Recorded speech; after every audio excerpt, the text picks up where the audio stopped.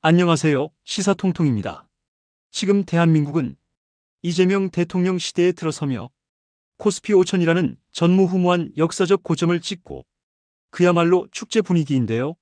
전 국민이 경제적 도약에 환호하고 있는 이 시점에 법조계 한 구석에서는 국민들의 염원을 비웃기라도 하듯 해고의 망측한 재판 리셋 시나리오가 가동되고 있습니다. 바로 내란 수괴 윤석열의 1심 선고를 무력화하려는 사법부 내부에 아주 소름돋는 움직임입니다. 제가 이 복잡한 법률 꼼수 속에 숨겨진 추악한 설계도를 팩트체크를 기반으로 하나하나 낱낱이 파헤쳐 드리겠습니다. 시사통통은 이런 상황이 벌어질 거라고 계속해 경고해 왔었지요. 이제서야 이 문제가 본격적으로 수면 위에 올라왔습니다. 가장 먼저 짚어볼 대목은 바로 2월 19일이라는 선고 날짜에 숨겨진 기막힌 비밀입니다. 여러분, 이게 단순한 날짜가 아닙니다. 재판장인 지기현 판사의 인사 발령일이 바로 그 다음 날인 2월 20일이기 때문인데요. 대한민국 법관 인사는 정해진 스케줄에 따라 움직입니다. 본인이 이 법원을 떠나기 딱 하루 전날을 선고 기일로 잡았다는 건 법률 전문가들이 보기엔 대놓고 사고를 유도하는 꼴이나 다름없습니다. 피고인 윤석열이 선고 당일 아침에 서울구치소에서 몸이 안 좋다, 혈압이 급격히 올랐다며 호송버스에 올라타지 않고 목리를 부리면 그날 선고는 그대로 무산되는 겁니다. 내란죄처럼 사형이나 무기징역이 예상되는 중형사건은 피고인이 없으면 판사가 마음대로 선고를 내릴 수가 없기 때문이지요.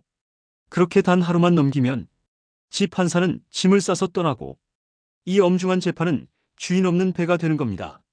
마치 일부러 일정을 맞춘 듯한 이 상황은 지규현이 윤석열을 석방해 준 것과 동일한 데자뷰를 느끼게 하는데요. 지규현에게는 마지막 한 방이 남아 있었던 겁니다.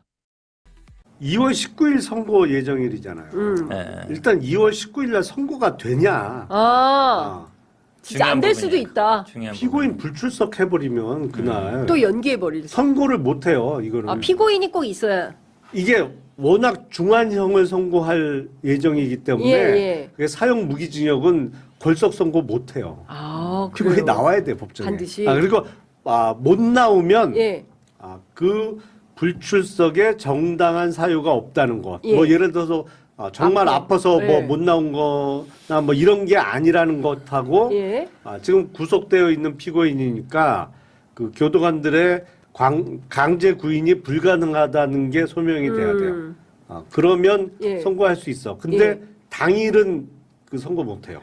그러면 결과적으로 지규현 판사가 또 선고 안 하고 인사로 떠나게 될 가능성도 있다? 그 지기현 판사가 예. 2월 19일 그 다음 날인 2월 20일까지만 서울중앙지법에 있어요. 그러니까요. 인사 대상이잖아. 예. 그 다음 주 월요일부터는 다른 법원에 출근한단 말이에요. 그러니까 여기서부터가 진짜 소름 돋는 지점인데요.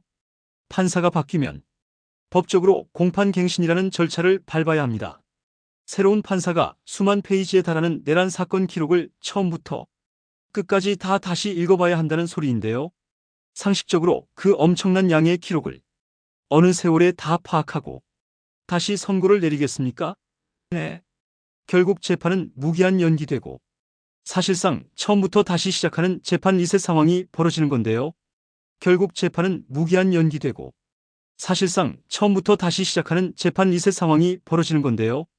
과거 구속 취소 결정으로 윤석열에게 자유의 몸을 선물했던 그 지판사가 이제는 임기 마지막 날까지 사법정의를 난도질하는 런기현 시나리오를 설계한 것 아니냐는 합리적 의구심이 들 수밖에 없는 상황입니다. 더욱 기가 차는 사실은 선고 날짜의 간격인데요. 지난 1월 13일에 결심 공판을 했으면 보통 4주 뒤인 설 연휴 전에는 선고를 잡았어야 정상입니다. 그런데 왜 굳이 5주 뒤로 미루고 판사 임기 끝날에 딱 맞춰놨을까요? 이건 피고인 윤석열에게 하루만 아프다고 버텨라, 그럼 재판 다시 해야 한다라고 대놓고 퇴로를 열어준 것이나 마찬가지인데요. 2월 19일 아침 서울구치소에서 윤석열이 버스에 타는지 안 타는지 전 국민이 숨을 죽이고 지켜봐야 하는 이 비극적인 상황이 과연 정상적인 나라의 사법부의 모습인지 묻지 않을 수 없습니다. 19일에 선거 안 되면 20일밖에 없어요. 20일 안 되면 넘어가는 거예요. 근데 20일 날 네. 자기 인사이동이다 뭐 그렇죠. 그러면서 그럴 그날 수도 재판 있고. 못 연다 내가 예. 짐 싸서 아니 이럴 수도 있어요. 이럴 수도 있거든. 법정 없다 할 수도 있어요. 그러니까. 아니, 왜냐하면 법정은 미리 다 한 네. 달 전부터 정해놓거든요. 아, 아무 데서 하는 게 재판할 아니라. 법정이 없어. 다 법- 미리 다 예약돼가지고. 다 있죠. 빈대 없어요. 그러면 이제 하려고 해도 못 한다 해서 그 넘길 수도 있죠. 근데 진짜 그러면 국민들이 말 같지도 않은 소리 한다라는 말이 그냥 그러니까. 나올 것 같고요. 이 엄중하고 이 위중한 역사적 재판을 이런 식으로 해? 이거는 또 다른 꼼수가 있어라는 비판에 그러면 무기 안 반드시- 하고 유기징역 선고하려고 그렇게 잡았나? 현 변호사님 유기징역 하려고. 아니 왜냐면 유기징역이 아까 말처럼- 가능하지가 않잖아요. 아니 말씀드렸잖아요. 예. 사형 무기는 법정형이고 네. 그 안에서 이제 처단형인데 선고할 때는 예. 그 안에서 가감을 하는 거기 때문에 네. 감형 요소가 있다 그러면 그러니까 법정의 무기라 있어도 깎아서 유기징역 할 수 있다니까요. 근데 만약에 뭐 불출석해도 그냥 선고한다 그러면 유기징역으로 선고하려고 마음먹었나? 아니, 예. 통상은 이제 피고인 불출석되면 선고기를 다시 잡잖아요. 보통 잡죠. 예. 다시 잡는데 이제 다시 잡았을 때도 또 안 나왔을 때 어떻게 하느냐. 앞서 그때는 뭐 말씀드린 벌써, 대로 이제 네. 정당한 이유가 없고 그리고 구속돼 있는 사람은 그 소재 확인은 되는 거니까 네네네. 강제 구인이 불가능한 거를 이제 네. 소명하면 선고까지는 갈 수 있는데 이 날짜가 너무 묘하다는 거죠. 검찰 출신 김용남 전 의원 같은 법률가들도 이 상황을 보고 혀를 내두르고 있는데요. 지판사가 2월 16일에 선고를 못하고 20일 날 짐을 싸서 떠나버리면 그 다음 주 월요일부터는 다른 법원으로 출근하게 되는데요. 그러면 새로운 재판부가 구성되어야 하고 피고인 측에서 우리 증거조사 더 하겠다. 지난 재판부에서 반영 안 된 부분이 있다고 한마디만 하면 새 판사는 법률상 그걸 거부하기가 매우 어렵다는 겁니다. 기록도 제대로 안 본 판사가 어떻게 피고인의 방어권을 무시하고 선고를 밀어붙이겠습니까? 결국 재판 리셋은 피고인 측의 전략대로 현실이 되는 건데요. 이 어처구니 없는 일이 실현될 가능성이 거의 100%라는 거죠. 대한민국은 지금 번영과 위기의 갈림길에 서 있는데요. 위대한 국민들은 코스피 5000 시대를 열며 경제적 기적을 써 내려가고 있지만 법복 뒤에 숨은 어떤 세력들은 여전히 낡은 사법 검수와 정략적 계산기를 두드리고 있습니다. 판사가 떠나기 직전 날짜를 박아놓은 저 선고 기일의 미스터리, 내란이라는 이 중차대한 범죄를 단 하루에 꼼수로 덮으려 한다면 그것은 사법부 스스로가 내란의 공범임을 자인하는 꼴인데요. 권력이 숨기려 하는 진실이 수면 위로 낱낱이 드러날 때까지 시사통통은 멈추지 않겠습니다.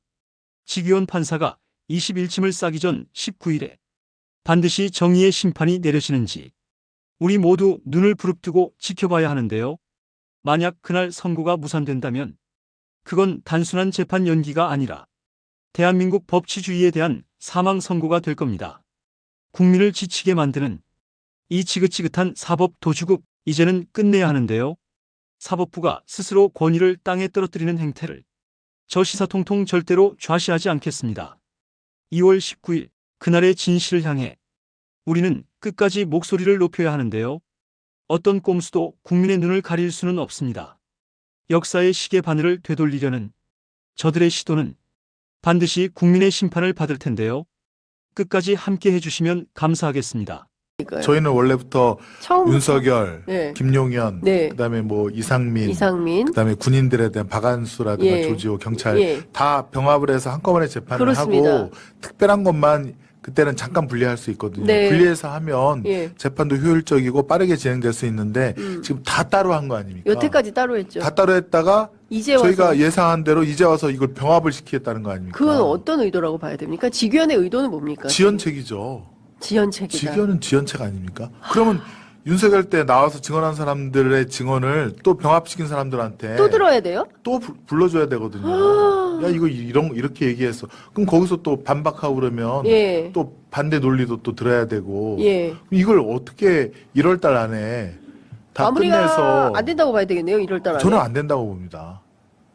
뭐 어떻게 하려는 거예요? 또 지기현이 뭐 강단 있게 재판을 쭉쭉 밀고 나가는 것도 아니고 아유 뭐 왜 그러세요 변호사님 뭐 밥만 밥때만 되면 뭐 화내시더라 이런 판사가 어떻게 이 병합에 더 많은 문제를 제기할 텐데 네. 그걸 어떻게 끌고 저는 못 나간다라고 보고 만약에 내란 전담 재판부 만들고 김영희 의원이라든가 윤석열 측에서 위헌법률 심판 제청하면 네. 저는 덜컥 받아들일 거라고 지기현 판사가. 예, 예. 생각이 되고 그러면 예. 그게 헌법재판소로 가지 않습니까? 예, 예. 물론 이제 법률적인 논쟁이기 때문에 2개월 안에는 결론이 날 것 같은데 예, 예. 지기현이 저는 2월 달에 인사이동으로 도망갈 것 같습니다. 아, 이거 선고하지 않고 예. 2월 달에 도망간다. 3년을 했거든요. 예. 도망가고 또 새로운 판사가 오면 예. 새 판사가 또 해야 되거든요. 저는 그러니까 그것까지도 지금 염려를 하고 있습니다. 지기현의 꼼수는 여기에 있다. 예, 도망가. 걔안 쓰고 갈 가능성이 많습니다. 선고 안 하고 갈 가능성이 지금 제가 볼 땐 70-80% 됩니다. 70-80%는 지기현 선고 안 하고 네, 네. 도망간다. 네. 피고인은 반성하지 않습니다.